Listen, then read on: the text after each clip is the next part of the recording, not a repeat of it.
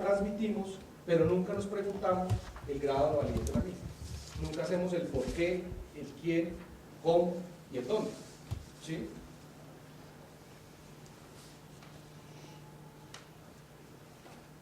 Bueno, si se aplica rigurosamente estándares intelectuales de nuestro pensamiento, pues logramos realmente un pensamiento que implica un conocimiento mucho más allá de lo que nos ofrece el ambiente. Quiero que hagan este ejercicio rápido en su hoja, súper rápido. Un bate y una pelota cuestan 1,10 en total. El bate cuesta 1 más que la pelota. ¿Cuánto cuesta la pelota? 10. Punto 10. A ver, los que dicen punto 10 levanten la mano. ¿Solo 2, 3? ¿Los demás qué otra opción hay?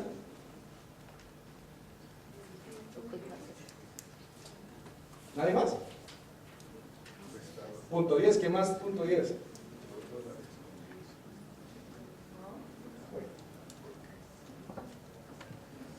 La mayoría de la gente piensa que vale punto 10, ¿cierto? Porque fue lo inmediatamente que pensamos. Es decir, asociamos los números y sacamos una respuesta inmediata. Sin embargo, la suma de la pelota y el bate, si el bate cuesta 1 por encima de la pelota y la pelota costara 10, entonces tendríamos 1,20. ¿Cierto? Y no 1,10. Porque el bate 1. No. La respuesta correcta es que la pelota cuesta 0,5 centavos de dólar. ¿Sí? Ojo a la pregunta. ¿Cuánto cuesta la pelota si el bate cuesta 1 más que la pelota? ¿Me está diciendo? Cuesta 1 más que la pelota. Hagan el ejercicio matemático de eso. En el sistema 1, uno simplemente suma. ¿Cierto? Y dice 1, y si la pelota es 10, y saca la respuesta, entonces dice que es 1 con 10. ¿Cierto? 10 la pelota, 1 el bate. Es que el bate cuesta 1 más que la pelota. Pero dice un bate y una pelota cuesta 1,10 en total. En total. Claro, uno.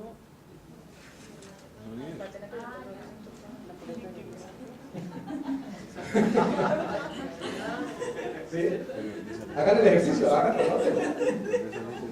Cuestan 1,10 en total. 1,10 en total. Y si el bate cuesta 1 más que la pelota. Si usamos el sistema 1 y decimos que cuesta 10, nos va a decir que cuesta 1,20. En el sistema 2, 1,5, el bate cuesta 1 más, $1 más que la pelota. Por lo tanto, 0,5 y 1,05 es 1,10. Entonces, el proceso de entendimiento humano, parte de lo siguiente. Hay una realidad, creamos una percepción o asimilamos una percepción, y ojo con el tema de las percepciones. Uno de los principales problemas de nuestro país en materia por ejemplo, de seguridad ciudadana es la percepción. ¿Sí? La percepción tiende a ser mucho más que la realidad. Y eso es grave, muy grave, porque entonces basamos nuestras políticas en algo que no tiene sustento, sino la basamos en una percepción, que es importante considerarlo, no estoy diciendo que no, pero en sus justas proporciones. Esto nos lleva a un proceso de pensamiento en el que mezclamos nuestras necesidades emocionales, los valores y los principios, para tener una conclusión. Uno lo hace, uno siempre junta las necesidades emocionales, los valores y los principios propios de acuerdo a su identidad, su familia, su sociedad, a su ideología, para tener una conclusión. Entonces aquí llegamos a lo más importante, no me quiero detener mucho, pero con esto lo que quería hacerles es un ejercicio de es súper importante evolucionar hacia un pensamiento crítico y no quedarnos simplemente en un sistema 1 en el que reproducimos la información o pensamos a partir de elementos que son muy débiles en el largo plazo. Ese conjunto de valores y ese pensar por uno mismo lo lleva a uno a explorar nuevas ideas, a usar la razón, a aceptar la divergencia, que en un país como el nuestro es muy importante, ¿cierto? Porque si uno dice que si uno critica a Uribe no quiere decir que uno entonces sea guerrillero o sea de Santos, o si uno critica a Santos entonces es uribista, no, ¿cierto?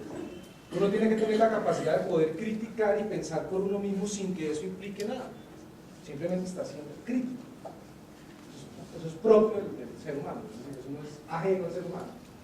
pero hacerlo a través de datos de peso, no a través de percepciones.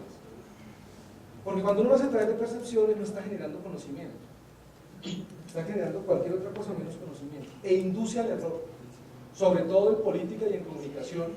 Cuando uno no piensa a través de datos de peso, cuando uno no sustenta su pensamiento, induce al error, y eso es terrible. El impacto de inducir al error es muy grande.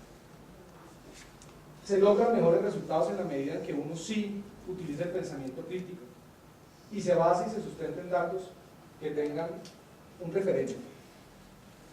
Esto implica un conjunto de habilidades, especialmente habilidades de investigación.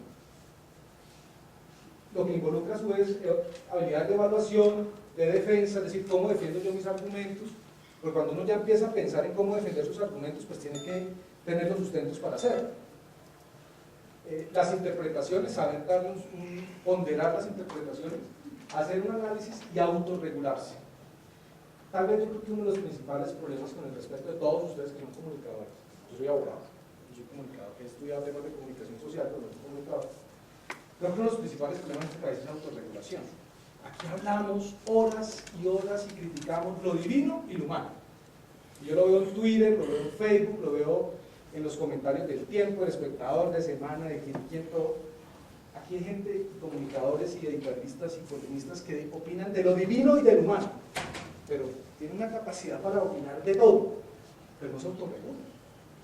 Y caen a veces en el ridículo y en repetir los mismos análisis para todas las situaciones. Es un tema muy importante. La comunicación y la política deben tener la capacidad de autorregularse. Y el pensamiento crítico lo lleva a uno a eso.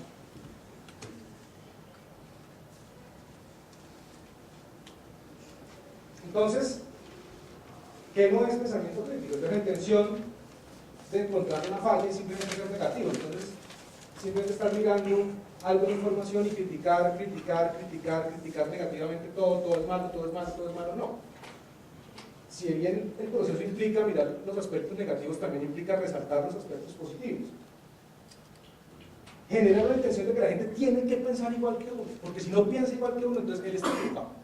Porque yo sí tengo la verdad. Yo la tengo, es que lo que yo digo, eso es verdad, porque es que yo lo sé.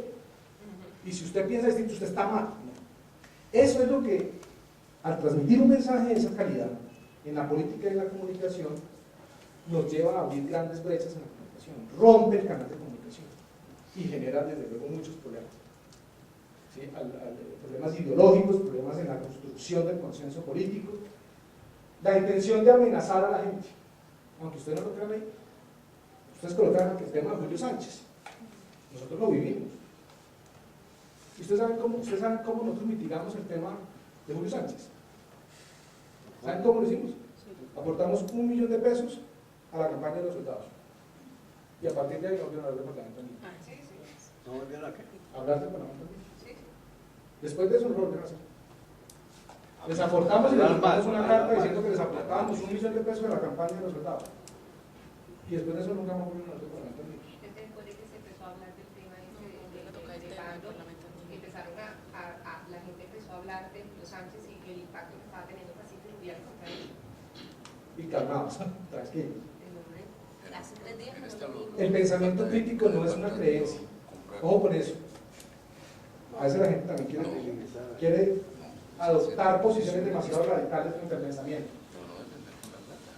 No es un reemplazo para el pensamiento emocional. Uno no niega que el pensamiento crítico, que cuando uno hace el ejercicio del pensamiento crítico, ustedes lo vieron, uno tiene que involucrar sus emociones, porque al final el que está produciendo la información es un ser humano.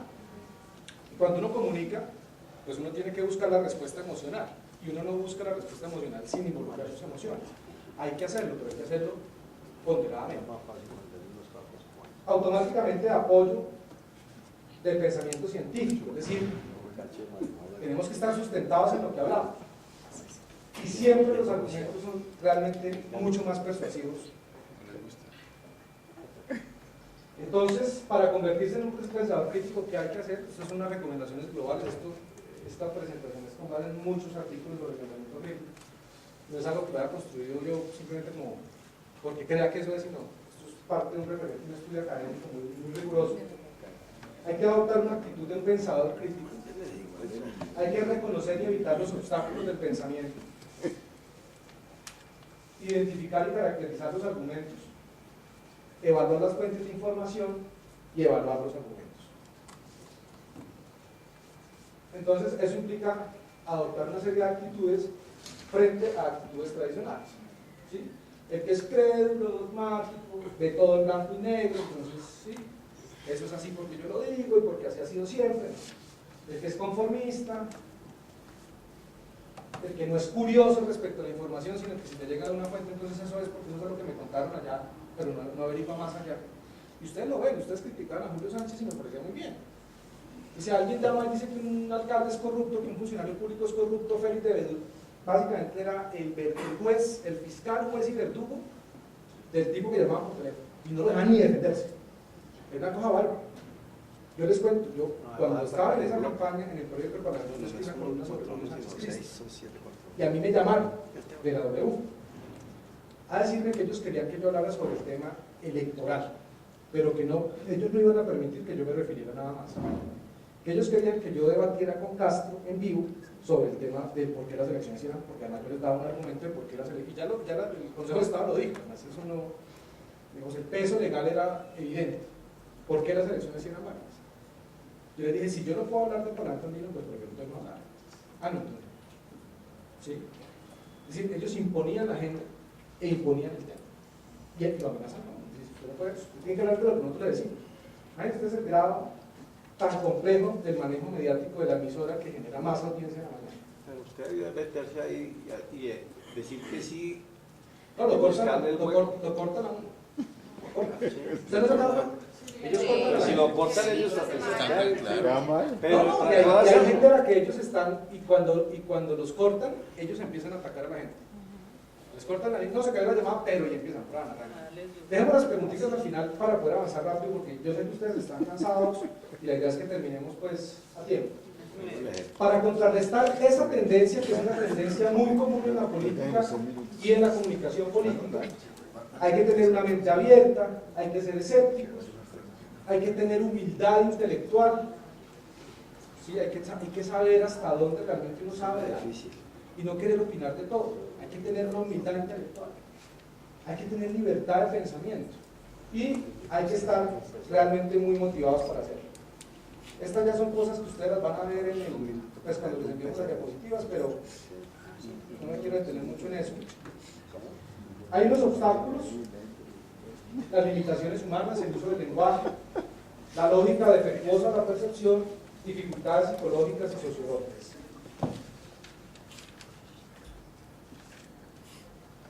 Están explicados.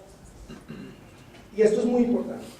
Y esto ya lo vamos a amarrar a muchas cosas de lo que vamos a hablar ahorita ya desde el punto de vista académico respecto a los parlamentos. Pero la capacidad que uno debe tener para identificar que una fuente sea creíble, imparcial y precisa. Eso es muy importante, supremamente importante. Y eso tiene que estar calificado y hacer parte de la integridad y la reputación de quien reproduce la información.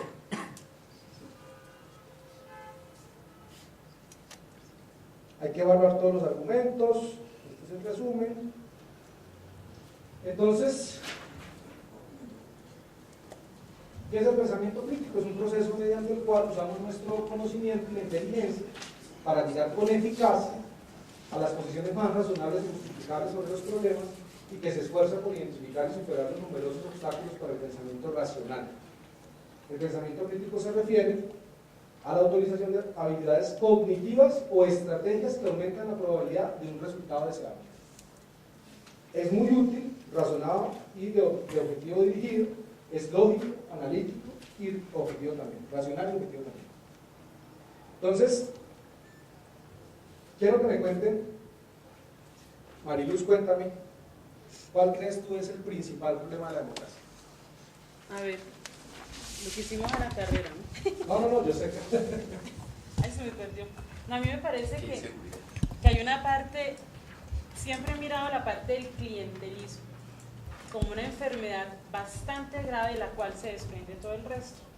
¿Y cuáles serían entonces los demás que estaban alrededor del clientelismo? No, yo lo hice hacia abajo. O sea, No importa. clientelismo, ¿qué es? Clientelismo tenemos la parte de la corrupción, cuando una persona le acepta a otro su propuesta, clienteliza, vender su voto, ese tipo de cosas, se vuelve corrupta.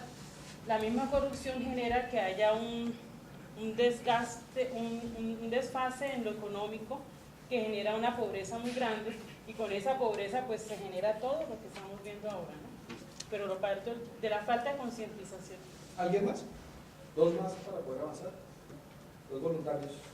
Para mí fue la credibilidad de los problemas de la democracia. En la parte de arriba pongo falta de apoyo institucional que se genera de la gente del apoyo institucional, delegitimación de los partidos políticos, falta de interés en las comunidades por la democracia y una participación. Listo, tú y listo. Bueno, para mí la corrupción y la degradación de valores, que para mí es una cosa muy importante, el empobrecimiento, el subdesarrollo y la violencia. ¿Tú?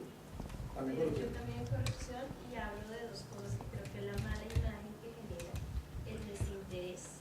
Hablo de algo que yo siempre he considerado que la corrupción crea una problemática social, pero más es como de la impotencia de saber que hay recursos pero no los hay. Y el mismo pueblo se aíra y coge de diferentes matices, precisamente filosóficos, saber que había, pero ya no hay eso. Listos. Vamos entonces a hablar de un tema muy importante. Tranquilos, que ahorita ya mucho ejercicio, no se preocupen, el ejercicio no va a quedar ahí en otras fases. Vamos a hablar de democracia, porque hablar de parlamentos implica hablar de democracia. Pero quiero que tengan en mente algo muy importante. Muy importante. ¿Por qué, si el parlamento es la representación popular del pueblo, respecto del poder y respecto del ejercicio del poder, es tal vez la institución más desacreditada ante la opinión pública? Entonces no quiero que no me digan las cosas, yo que lo piensen. Porque quiero que lo piensen a partir del primer ejercicio que ya hicimos de pensamiento crítico. ¿Sí? O sea, vayan articulando. La democracia, no les voy a echar la historia larga, pero tendría que volver un par de miles de años, pero del griego democracia, poder del pueblo. Sencillo, eso es algo básico. ¿Cierto? Es la democracia. Es el poder del pueblo. Es un sistema en el que el gobierno, ¿cierto?, en que las decisiones del gobierno, en que la administración del poder tiene que asumirse o tiene que estar por debajo de la voluntad del pueblo. Es decir, el pueblo es el que determina para dónde va el poder y cómo debe funcionar el poder. ¿Cuál es el origen de los parlamentos? ¿Cierto? Hay dos orígenes remotos, pero son como los más rápidos de plantearles a ustedes.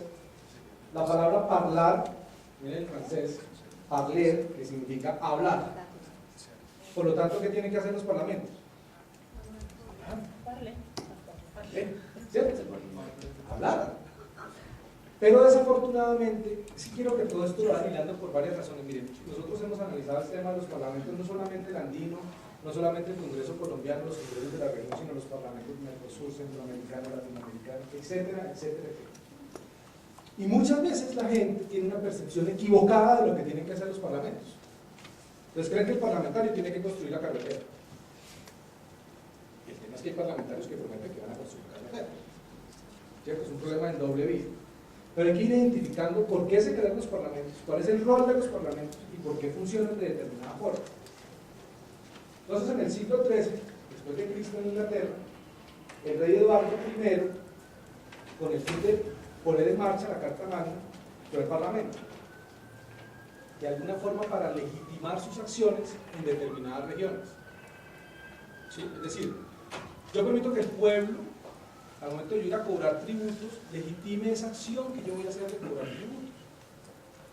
Y el pueblo entonces lo respalda, porque sabe que los tributos son para invertirlos en la región, son para invertirlos en el pueblo. Y en Francia lo ubicamos en la Revolución Francesa, en 1789, los diputados del tercer estado, los estados generales se constituyeron en la Asamblea Nacional, es decir, habían unos estados, unos diputados, y después de la Revolución Francesa se constituyen en la Asamblea Nacional. No los canso con eso, por eso lo cuento en el corto. Cuando las reuniones de los representantes de la nobleza, del clero y de las ciudades se enfrentaban al poder de la monarquía, lo que buscaban realmente era tener un espacio de toma de decisión en términos de defensa y presupuesto, en términos de hacer o no la guerra y en términos de los tributos. ¿En qué se gasta el soberano el tributo? Son dos aspectos fundamentales que van vinculados al funcionamiento del Estado: la guerra y los tributos. Entonces, ¿cuál ha sido, después de esa evolución, cuál ha sido el rol de los parlamentos en todo el mundo? Tienen dos roles muy importantes, tienen muchos más, pero tal vez los dos más importantes tienen que ver con el control político. Ojo con este, el control político que encarna la fiscalización del gobierno, es decir, ¿para qué tengo un parlamento? Para que controle el poder que el pueblo le entregó al gobierno. El pueblo elige a sus representantes para que ellos controlen el poder que también depositaron en el gobierno. Y además, para que legisle, es decir, para que cogobierne, para que codecida junto con el gobierno sobre diversos aspectos. Entonces, esto nos lleva a un balance de poder entre el legislativo y el ejecutivo. En términos de que el legislativo tiene esa capacidad de correctar. De las tres ramas del poder público, el Parlamento es quien representa en mayor proporción al pueblo. ¿Quién elige a los magistrados? Congreso. ¿Cierto? ¿Quién elige a muchos de los funcionarios públicos del más alto nivel? Congreso. Porque se entiende que no hay necesidad de someterlo a votación popular, sino que el pueblo, al escoger a sus representantes, deposita en ellos la confianza de que ellos van a escoger a los mejores servidores públicos. Imaginen ustedes eso. Piensen en Colombia. Contralores, procuradores, fiscales, magistrados, etc. Escogidos por congresistas. Históricamente, lo que el pueblo buscó a través de las diversas revoluciones y lo que se logró a través de la institucionalización del Parlamento es generar o garantizar una distribución del poder entre el poder del pueblo y el poder que tenía el soberano,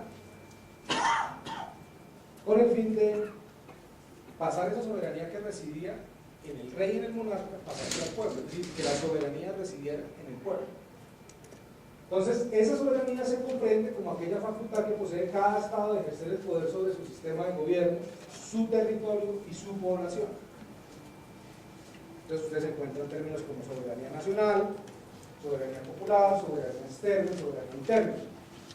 Colombia, con la Constitución del 91, ¿qué soberanía nos concede a nosotros? ¿Qué clase de soberanía tiene Colombia como Estado? Popular. ¿Cierto? Es una soberanía que reside en el pueblo. En los procesos de integración que surgieron después de la Segunda Guerra Mundial, los estados han cedido funciones soberanas. Es decir, han creado unos procesos de integración y les ha dicho, vea, en esos temas ustedes van a administrar. Ni el gobierno ni el Congreso se meten. ¿Sí? Es decir, los procesos de integración son los que se encargan de administrar. Eso ustedes lo vieron en la clase con Pedro, me imagino. Por eso no me voy a detener mucho en esto. La Unión Europea en 1950, la Comunidad Andina en 1969, mi profesor en el 91, y hoy en día hablamos, por ejemplo, en la CELAC, ¿sí? Que es un nuevo invento como la UNASUR y el ALBA, ¿sí? Que cada vez hay más bloques de integración o de diálogo político, como ustedes lo quieran llamar.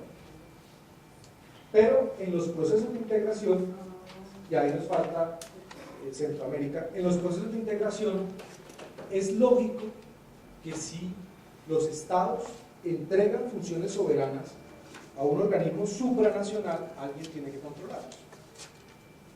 Porque al final, ¿quiénes son los representantes en esos organismos supranacionales? Representantes de los gobiernos de esos estados. ¿Y quién controla a esos representantes? Porque el Congreso no lo puede hacer, porque esa función no le corresponde a él, porque ya eso salió de la esfera nacional.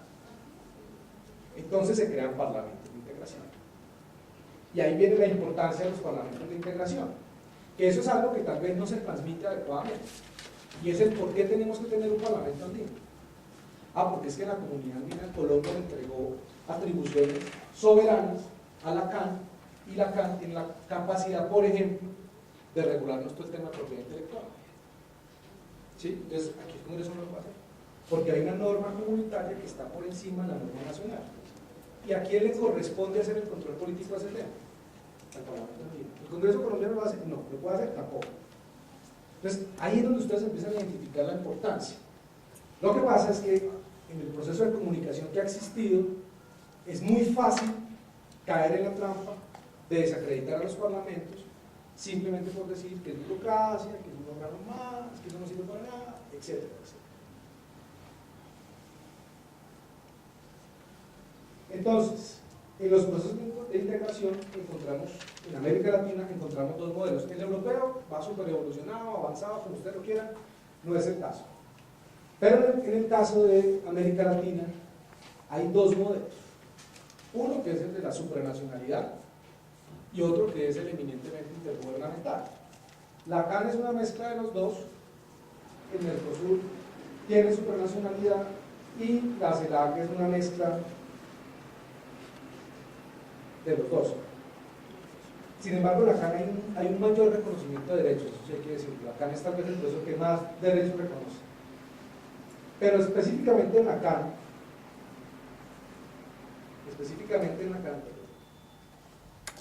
¿qué implica que existan o coexistan los dos, la supranacionalidad y la intergubernamentalidad? Pues en términos prácticos les cuento que quiere decir que las decisiones políticas de mayor peso se toman a nivel intergubernamental y la institucionalidad que no tiene fuerza es lo supranacional. Por lo tanto, el Parlamento andino no logra tener ese peso tan fuerte frente a la intergubernamentalidad. ¿Y esto es resultado de quién? ¿Del Parlamento? No, de lo que los estados crearon. Así concibieron los estados el sistema de integración.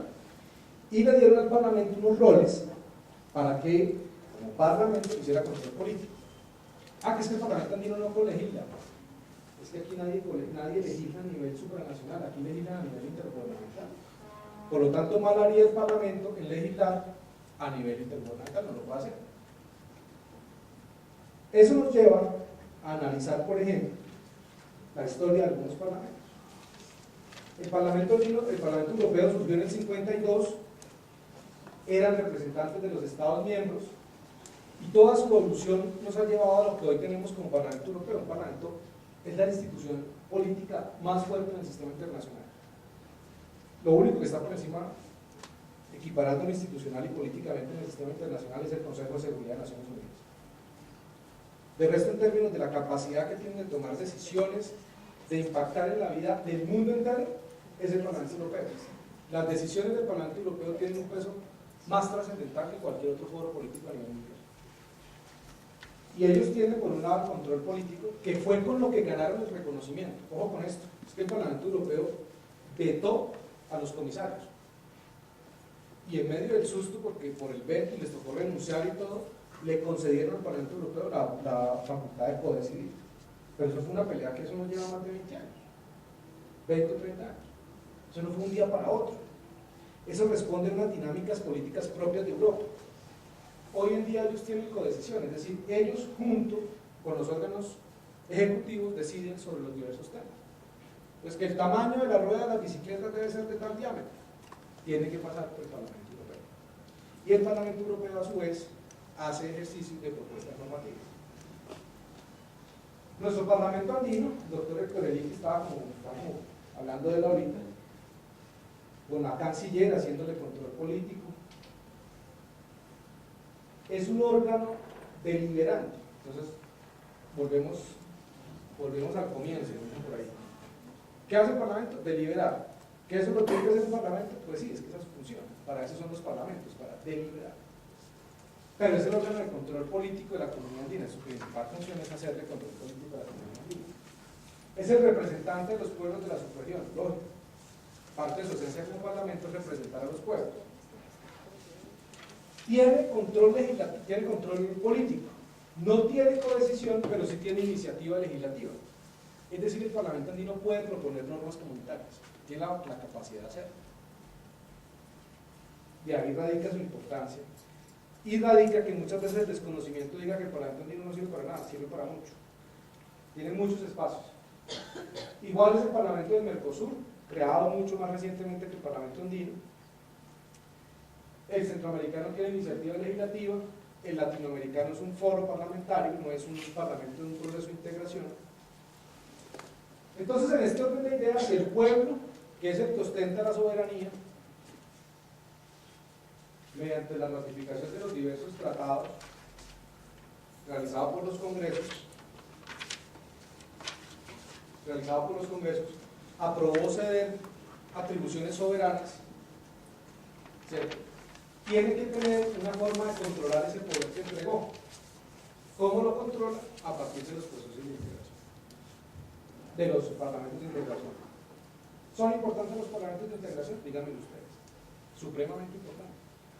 Porque es que estamos entregando la posibilidad a un proceso y a unos gobiernos de que administren temas por encima de todas las instituciones que se han creado dentro de un Estado para regular.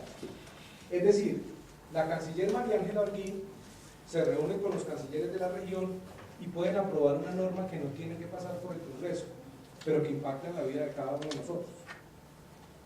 ¿Sí? Es decir, sale de la esfera nacional y no hay quien controle el impacto que va a tener esa normativa.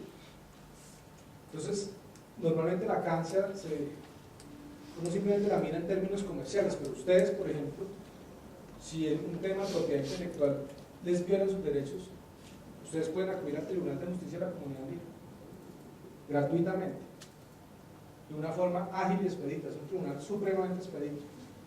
Todo lo hacen muy rápido, obran en derecho, además es un tribunal reconocido internacionalmente por la calidad que tiene como tribunal de justicia. Eso ustedes lo tienen, ¿sí? Pero si ustedes quieren cambiar algo de una norma de esas, ¿ante quién van? Ante el ministro, ante la canciller. ¿Lo va a recibir la canciller? No lo va a recibir la canciller. Los diferentes grupos de presión, ¿dónde pueden encontrar un éxito? Pues en el Parlamento andino. No les estoy vendiendo una mercancía, les estoy contando una realidad que se desconoce mucho, que es nuestra obligación darla a conocer, y eso es lo que estamos haciendo en este ejercicio, pero que muchas veces cuando van a criticar al Parlamento nadie se toma la molestia de mirar realmente de dónde viene el Parlamento, dónde surgió, quién lo creó, dónde consta, qué ha hecho. Es que el Parlamento no ha hecho nada. Nosotros tenemos como 1.300 decisiones, solo decisiones, sin contar las recomendaciones, que muchas han tenido efecto, sí, que otras muchísimas más no han tenido efecto. Eso es parte de los procesos de integración y eso es parte de los parlamentos de integración. Nosotros hemos hecho muchos ejercicios comparando el Parlamento andino, por ejemplo, con el Parlamento del Mercosur, que hoy por hoy no funciona. El presidente del Parlamento del Mercosur es de Paraguay, pero a Paraguay lo sacaron del Mercosur. Brasil lleva 2 años sin designar a los miembros de la mesa directiva y nos critican a nosotros. Nosotros cada uno hemos reunido y hemos tratado temas de minería ilegal, transparencia y lucha contra la corrupción, seguridad alimentaria, cualquier cantidad de temas. Los hemos llevado ante Eurolat, ante el Parlamento Europeo, con quien tenemos un foro donde tenemos la oportunidad de trabajar de frente, donde se han adoptado decisiones que tienen un impacto en las políticas nacionales. Los parlamentarios andinos tienen la posibilidad de ir al Parlamento Europeo y plantear diversos temas. Aquí hubo una parlamentaria que en el marco del acuerdo de asociación planteó en Eurolat un tema muy respetable, no compartido, pero muy respetable, y encontró eco en varios parlamentarios europeos, quienes frente al tema del acuerdo de asociación entre Colombia y la Unión Europea presentaron varias objeciones. Ese es el impacto real de un parlamentario, esa es la labor de un parlamentario. Entonces, uno empieza a hacer un ejercicio realmente de análisis y visualizar para qué sirven los parlamentos, y encuentra uno que sirve de mucho. Lo que pasa es que hay un desconocimiento al momento de procesar la información sobre los mismos. ¿Por qué no legislan? Pues porque el Parlamento andino no legisla. Cuando realmente un proceso es eminentemente supranacional como el de la Unión Europea, los parlamentos pueden legislar. El Parlamento Europeo legisla. Pero como nosotros tenemos esa mistura con lo intergubernamental, y en lo intergubernamental es donde se toman las decisiones, nosotros lo único que podemos hacer es control político. Y tenemos esa capacidad de iniciativa legislativa. Aquí, por ejemplo, hace poco vinieron unos representantes de las agremiaciones de farmacéuticas nacionales a contarnos un tema de propiedad intelectual y se está trabajando. Son temas complicados, son súper técnicos, pero lo estamos haciendo. Temas fitosanitarios muchas veces el Parlamento se ha pronunciado. Hay muchos temas sobre los que nosotros hemos hecho una actividad que es desconocida pero que es muy importante. Se llama diplomacia parlamentaria. Eso es supremamente desconocido. Porque normalmente uno asocia la diplomacia a los embajadores, al cónsul y a la canciller, es decir, la diplomacia tradicional. Pero la diplomacia parlamentaria es uno de los elementos más importantes en la globalización, porque los parlamentarios, a partir de sus tendencias políticas, de sus tendencias ideológicas, tienen la capacidad de llevar mensajes a nivel internacional que tienen impacto en la vida de los países, que tienen impacto en las relaciones internacionales, en diversos temas, sean de vertientes ideológicas de izquierda, de derecha, de centro. No estoy diciendo el puro centro democrático, de centro. ¿Sí? Entonces volvemos al inicio, volvemos a todo lo que hemos hablado. El pueblo, ¿cierto?, ostenta el poder. ¿Qué es lo que busca? Que ese poder sea bien administrado en órganos e instituciones, en el caso andino del sistema andino de integración, ¿a través de quién? De los parlamentos. Ese es el mensaje que les quiero transmitir, esa es la importancia. Cuando se habla de un parlamento hay que analizar la información y hay que tener el criterio para evaluar si la información que están dando es realmente cierta y si realmente juzgar o no la actividad parlamentaria simplemente a partir de un criterio mal elaborado nos va a llevar a nosotros a comunicar efectivamente lo que es o lo que no es o lo que hace un parlamento. ¿Qué tienen que hacer los parlamentos? Pues intermediar sobre las necesidades del pueblo. Si el pueblo los elige para que controle, también los elige para que los represente. Y tiene la responsabilidad, ¿cierto?, la responsabilidad del pueblo ante los procesos de integración. ¿Cuál es la responsabilidad del pueblo ante los procesos de integración? Pues que los procesos de integración funcionen. Nosotros hemos desarrollado una tesis que ha cobrado mucha fuerza en los últimos años y es la importancia de mantener un vínculo entre los parlamentos de integración y el Poder Legislativo Nacional. Porque si nosotros no mantenemos un diálogo político con los parlamentos nacionales, los temas de la agenda política nacional y los de la agenda política internacional mantienen un divorcio. Y es un divorcio que ya la globalización llevó a que tiene que ser superado hace mucho tiempo. Nosotros necesitamos que nuestros parlamentos conozcan de temas internacionales. Hagan ustedes un ejercicio. Miren las ponencias, los temas que los parlamentarios colombianos, no los del Parlamento andino, los del Congreso Nacional, llevan a los foros internacionales. Unión Interparlamentaria Mundial, Confederación Parlamentaria de las Américas y cualquier otra cantidad de lo que hay foros parlamentarios. Y miren la cantidad de ponencias sobre temas que ellos llevan. Organizaciones criminales tienen la capacidad de hacer lobby en el Parlamento Europeo y nuestros parlamentarios del Congreso Nacional nunca han ido al Parlamento Europeo. Nada.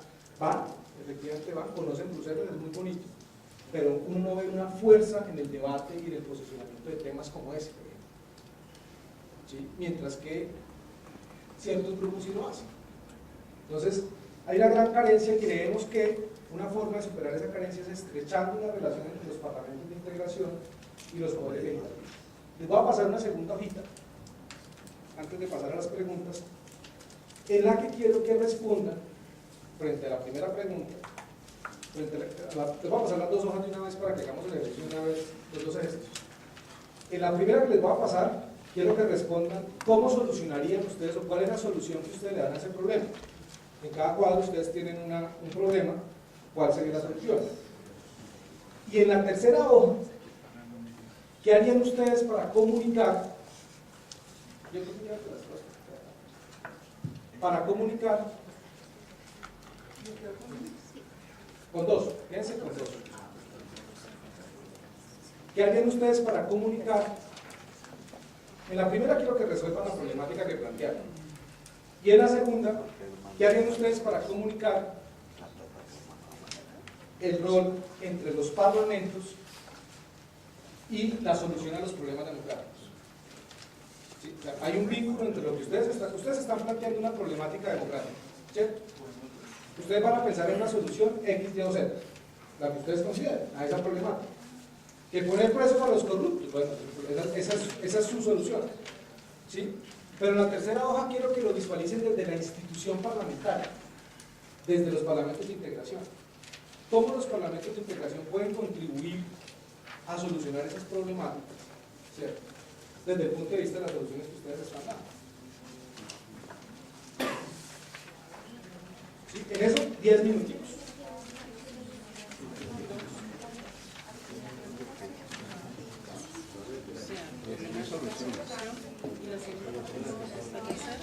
A lo que uno pensó que el problema.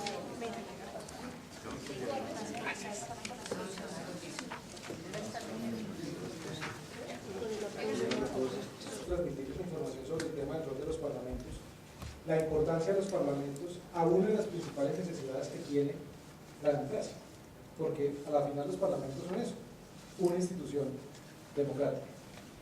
Entonces, les voy a rotar el micrófono, pero quiero que sean muy puntuales, no me echen discurso, muy puntuales sobre la problemática, la solución a la problemática y la tercera parte sobre cómo ven que los parlamentos pueden ayudar. Tratar de ser súper puntuales para que nos vamos ir rápido, no hacemos loras ni... La idea es que nosotros que no quiero es que critiquemos a nadie, ni hablemos de Uribe, ni hablemos de Santos, ni hablemos de Corelín, ¿sí? Pero eso es coacción. No hablemos de ninguno de ellos, sino que nos centremos en el problema. ¿Sí? No veamos el problema en una persona, veámoslo en un fenómeno y no nos centremos en hablar de una sola persona. No, porque entonces si hablan del uno tengo que darle la palabra que quiere defender a ese y hablar del otro, y ese no es el ejercicio.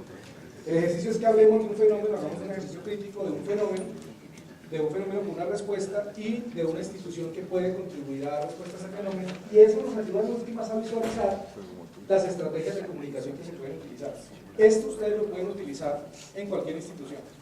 Este mismo ejercicio, si ustedes lo hacen con colegas, con directivas, con grupos seleccionados, pues con grupos de interés, les ayuda a identificar márgenes de acción para la comunicación estratégica. Entonces vamos a empezar, me cuentan el problema, pues nos cuentan el problema, la solución y el rol del Parlamento. ¿Sí? Súper puntuales para no demorarnos mucho. Bueno, mi problema principal era la corrupción. La solución de la problemática, yo pienso que tenemos que tener unas leyes más severas frente a esto y un control de recursos mucho más estricta. Y al hacer esto, pues vienen las otras soluciones, resultados visibles, y eso hace que podamos incentivar más el voto. Tengo una idea, y es que así como ciertas ONGs, UNICEF, todo eso, hacer algo que se llama el representante, como Shakira, como todos estos de sus obras benéficas. Yo pienso que se podría hacer algo que se llama el bloque de los representantes honestos, algo así lo puse, y que buscara un premio a eso, hacer un bloque donde sean investigados y se unan a ese bloque, que yo soy un representante honesto, investiguen todo lo que quieran y hagan parte de ese bloque. Pienso que podría ser algo interesante. Inversión visible y la intervención en la infraestructura y soluciones inmediatas. Pienso que la demora de las soluciones siempre es lo que ha hecho que la plata se pierda. Entonces creo que soluciones más inmediatas, no tanto papeleo. En cuanto a la institución parlamentaria, considero que el Parlamento debería también incentivar el control estricto a los recursos y dar una premiación o algo, incentivar a cada país que haga el control más estricto a sus recursos, o sea, darles más beneficios económicos a aquellos que tengan una gestión ejemplar en el control de los recursos. Mostrar más cifras en cuanto al presupuesto para cada nación y que a cada nación también le muestren el presupuesto para infraestructura y educación. Una campaña de resultados visibles, creo que debe hacer el Parlamento, y saber qué ocurrió con los votos, o sea, por qué no se votó, y hacer una campaña también de votos, o sea, de por qué se debe votar por el Parlamento. Dar a conocer más a sus representantes y también dentro del Parlamento crear un bloque de representantes honestos, porque muchos de los representantes no los conocemos, yo no sé cuáles son los representantes de los demás países, y que el Parlamento muestre un impacto social, Pienso que el Parlamento debe salirse de las 4 paredes del Parlamento e ir a las comunidades, colegios, universidades e instituciones para ser cada vez más visible.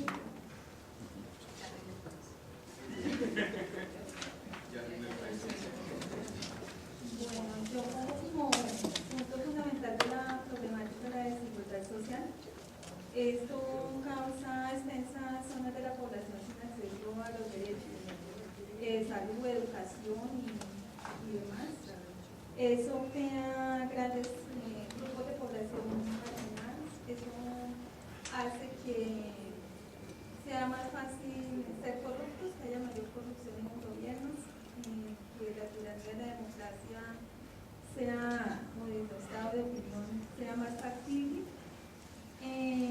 Trae como consecuencia inestabilidad, puede ser política, económica, violencia, delincuencia, y que los presupuestos de la nación sean dilapidados.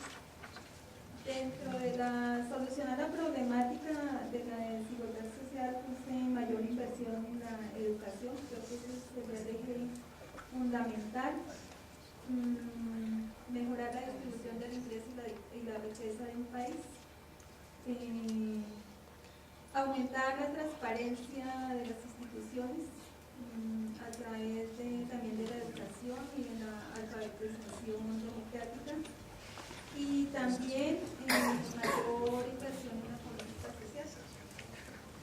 Dentro de la institución parlamentaria creo que es un poquito más floja por aquello me parece a mí que son, a pesar de que no son tan nuevos los parlamentos, pero sí es como reducida la participación o el conocimiento que tenemos de ellos. Entonces me parece que los parlamentos deberían aumentar la participación, la integración con los grupos productivos, con los gremios, con quienes manejan la economía del país, que participen en las mesas productivas locales, o sea, en cada país, y eso también lo vuelvan a nivel regional dentro de los países que están con ellos,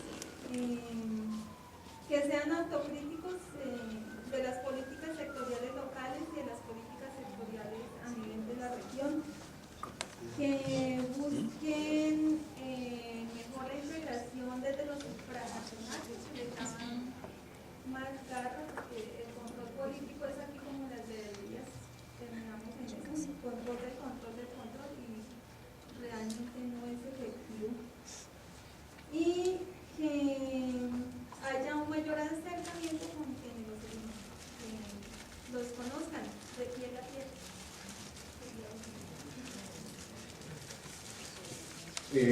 El problema que yo planteé inicialmente fue el de la credibilidad en referencia a la democracia, y pues había comentado la deslegitimación de los partidos políticos, la falta de apoyo institucional, una apatía social, una falta de interés en las comunidades, todo lo que genera la misma falta de credibilidad. La solución a la problemática planteé educación social y democrática, que sería como volver a recoger esos temas de cuando nos enseñaban de pronto la Constitución un poco, o la materia de democracia o la materia cívica, que podría también partir como solución para empezar a saber el porqué o para qué sirven los partidos, exigir y conocer las instituciones y su función, un interés por entender la democracia, y a través del conocimiento pues también generar una inversión en educación. Y en lo que tiene que ver con la institución parlamentaria, pues a través de los parlamentos regionales permitir la integración de sus comunidades en materia educativa, porque no sería lógicamente que vayan a estar allá o acá viajando, pero sí se podría generar posiblemente, no sé, cartillas a nivel regional, en donde se conozcan las democracias de cada país, en donde los parlamentarios o los parlamentos mejor puedan difundir cada país a través de una cartilla única, por ejemplo, sin que esto signifique una doctrina, un dogma político, sí podemos conocer cómo funciona cada país y a veces entender el porqué de la región y porqué de las dinámicas que tenemos.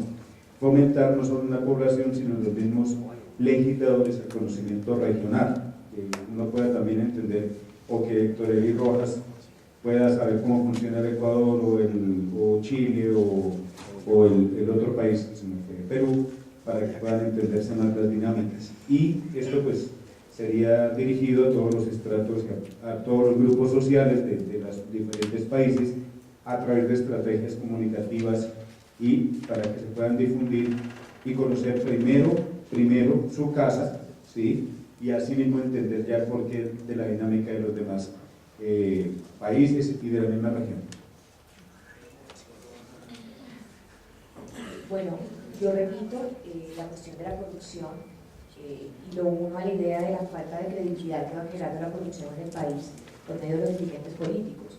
Y además de hecho, bueno, me voy un poco más a la parte de la Constitución, donde se habla que todos tenemos el derecho al voto, y es algo que se ha ido perdiendo, porque la gente ya no cree en los dirigentes o simplemente ya no los conoce, entonces o mejor voto en blanco o mejor no voto. Entonces, bueno, eso genera un problema porque además, bueno, es difícil, la plata hace a la gente corrupta y el soborno ha podido más que las costumbres sanas y todo eso se ha vuelto como una especie de cadena. Entonces, a la larga es difícil generarle una solución a la corrupción, o sea, simplemente es crear conciencia y conocer. Yo digo que ya nos hemos acostumbrado a las familias políticas en Colombia, entonces eso es lo que ha ido generando, que como él fue primo del presidente, entonces por eso es que voy a votar, porque ese hizo que disminuyera la guerrilla, por decir algo.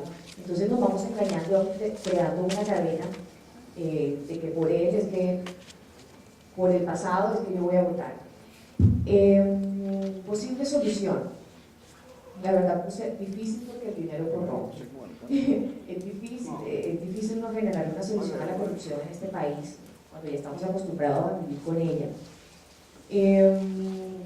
Y bueno, como solución, y la vinculación del Parlamento sería más que todo como obligar a la gente, obligarla pues a conocer los mandatos, a conocer la gente que está encima, que está controlando, que está teniendo en ese momento el poder, conocerlos, darle la total libertad a la gente de que conozcan a profundidad quiénes son los que van a dirigir el país, y eso es lo que no se ha visto.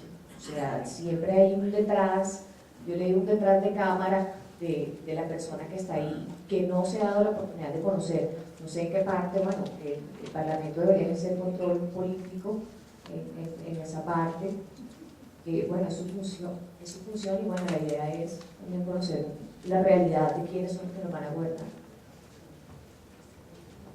Bueno, mi compañera también lo hizo por la parte de la corrupción, y en esto lo dividió en tres pasos importantes. Uno es la politiquería, de la cual sale la falta de credibilidad para la sociedad, y la otra es una comunicación unidireccional, es únicamente entre los políticos y el manejo de masas es hacia ellos y no hacia la sociedad.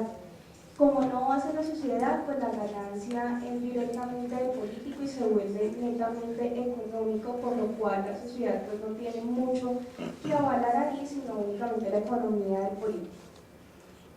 A nivel pues de las propuestas, digo que sí se tiene que hacer un control político, pero este control político tiene que ser por un ente internacional. Tiene que haber un mejoramiento en los discursos, un cumplimiento en los acuerdos que se hagan, y este discurso que tiene que ser con eficacia y eficiencia, no únicamente dar cumplimiento, sino también que sea con responsabilidad. Las propuestas tienen que ser, obviamente, pues propuestas hechas por la ley, y que estas propuestas sean avaladas por un voto del pueblo. A nivel de una estrategia comunicacional, pues es complicado tratar de sacar un ente como estos que ha estado un poco escondido. Yo digo que se puede hacer más hacia lo que es la web 3.0 y la divulgación del periodismo digital. Lo que es el manejo de las redes sociales se puede comenzar por ahí, para no enfocarnos tanto a nivel económico, en que tengan que manejar pues las masas a nivel de los medios que nos pues gobiernan ahorita, sino lo pueden hacer por las redes sociales, una buena divulgación, una buena propagación, una centralización hacia la educación, buscar estrategias para los métodos alternativos de la solución de conflictos. Exactamente.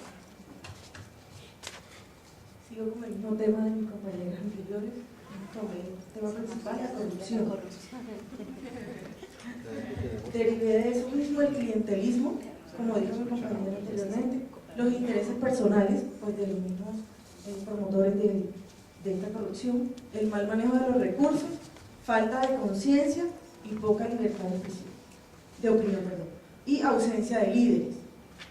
Para darle solución a la corrupción, puse que debe haber presencia de los órganos internacionales, pero eso puede ser un arma de doble filo, o apoya o también sigamos con el mismo, digamos, con el mismo tema de corrupción. Entonces, ahí vamos a ver qué tanto influyen, si hacen a favor o en contra de este tema en cada país. Y con base en el tema de los parlamentos, pienso que todos esos países deben poner el ojo en el país que tenga el problema, ver cuál es el problema de cada país y que estos mismos países ayuden a erradicar el problema que tiene el país pues, digamos, de la dificultad, y tratar de educar pues, al ciudadano y capacitarlo para que puedan salir y conocer del tema de los países de la Unión. Bueno, yo hice énfasis básicamente como en los intereses particulares, dentro de ellos pues los económicos. Anteriormente estábamos hablando que uno de los factores que más corrompe a nosotros pues, y a nuestra cultura colombiana es esa parte, el dinero y tener muchas cantidades de dinero. Entonces, debido a esto, hay una generación de inequidad. También existe por este motivo una corrupción y un mal manejo del presupuesto. También se violan los derechos de la persona como tal. Hay unos actores que yo coloqué pues, rápidamente, que fueron los mandatarios locales, los mandatarios regionales, el Congreso y el presidente como pues, conformación del gobierno de nosotros, y el intermedio el Parlamento. Entonces, posibles soluciones. Entonces, primero que todo, yo creo que una de las cosas que más hacemos énfasis a algunas de las personas con las que yo he estudiado es el tema de establecer unos beneficios generales, pero también con un impacto a la comunidad, pero sin tener en cuenta, o sea, teniendo en cuenta que una de las razones más fuertes en el deterioro y en el atraso de las buenas prácticas de nuestros gobernantes, no solamente la responsabilidad cae en ellos, sino en la falta de conciencia de nosotros como ciudadanos, de la implementación de valores dentro de nuestras casas, de nuestras familias. Nosotros vemos que todavía, pues, si tenemos un familiar, para llevarlo así un caso como más claro, un familiar que tiene recursos, él no ayuda a su familia, sino pronto sí le da para que tengan algo ahí por encima, pero no les colabora en generar empresa y empleo como tal. Entonces esto es una de las cosas más difíciles de manejar en nosotros. ¿Por qué? Porque hay políticas, como ya lo decía anteriormente, que suplen a los beneficios económicos y a los emporios económicos que tenemos. Entonces lo que yo hablaba anteriormente es que, por decir algo, si yo soy pobre y si a mí me están regalando comida, al desayuno, al almuerzo y la comida, inclusive me ayudan con otra plata, pues yo difícilmente voy a tratar de esmerarme por generar una microempresa y un trabajo, ¿sí? Y eso generaría pues, un mejor nivel de vida y un mejor nivel de cultura. Nosotros estamos acostumbrados a eso, entonces por eso vuelvo a los valores y al tema de la conciencia en la gente. El Parlamento también debería entrar en esa parte ya como solución de establecer unas políticas de concertación con los actores del gobierno y mirar a ver cómo hacemos que ellos también tengan una mejor fluctuación, ya sea política o de desarrollo de políticas públicas objetivas y claros de impacto de desarrollo local y regional, pero sí tratar de vincular esos temas, porque yo creo que una de las dificultades más grandes es esa, porque mucha de la población de nosotros, como lo decía anteriormente y lo dicen ustedes también, son pobres y están en la miseria, y la política pública del gobierno pues estimula eso, a que haya más miseria y más pobreza. Otra cosa que yo pues también, aparte de las buenas políticas públicas, es el efecto de que dentro del presupuesto nacional, a través del Parlamento andino, de pronto, no sé, a futuro o en muchos años, se pudieran establecer de pronto lineamientos de trabajo en los cuales el gobierno dispusiera más del presupuesto nacional para educación, porque vemos que dentro del presupuesto nacional prácticamente tenemos el 3%, lo cual pues genera que tengamos una educación mediocre y en un nivel muy bajo, aunque los estándares y los medios digan que tengamos una educación buena. Difícilmente algunas personas que viven en los sectores más pobres y de regiones más lejanas no tienen la posibilidad de acceder a la educación. Entonces yo creo que a través de una buena educación pues también podemos mejorar la calidad conceptual de las personas y las calidades también para que puedan ejecutar pues el desarrollo de su trabajo en la parte pública y el desarrollo de valores pues que también lo implementen. Bueno, hasta el momento todos los temas han sido básicamente de corrupción y algunos son de corrupción, pues todo tiene relación. Incluyo el mío, sin embargo me fui por la rama de la influencia del poder político, donde pues siempre se ve mucho que la toma de decisiones y acciones en la región tienen que ver con influencias en el sector político, no se mueve algo, no se mueve nada,